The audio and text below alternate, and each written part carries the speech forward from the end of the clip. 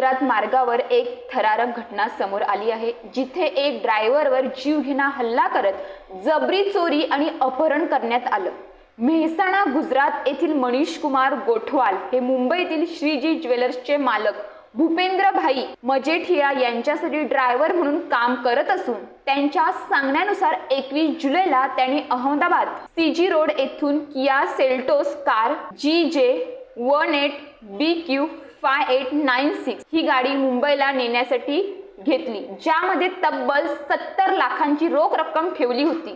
त्यांनी त्याच्या ओळखीचे ड्रायव्हर अक्षय पटेल याला सोबत घेतले आणि दोघं मिळून रात्री 1:30 वाजता घोळ गावाजवळ मुंबई गुजरात मार्गावर असताना 2 कार रॉंग साइडने आल्या, रस्ता अडवला आणि 4 अज्ञात व्यक्तींनी गाडीच्या काचा फोडल्या, त्यांना बाहेर काढून मारहाण केली।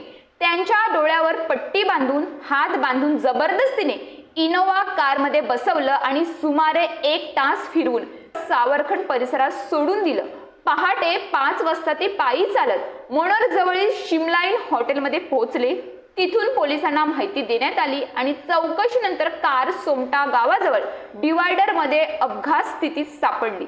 मात्र गाडीतून 70 लाख रोख रक्कम आणि दोन्ही मोबाईल गायब होते। पोलिसांनी या प्रकरणी जबरी चोरी, अपहरण, धमकी, मारहाण यांसारख्या गंभीर कलमाखाली गुन्हा नोंदवला असून पोलीस निरीक्षक अविनाश माडले यांच्या मार्गदर्शनाखाली तपास सुरू आहे।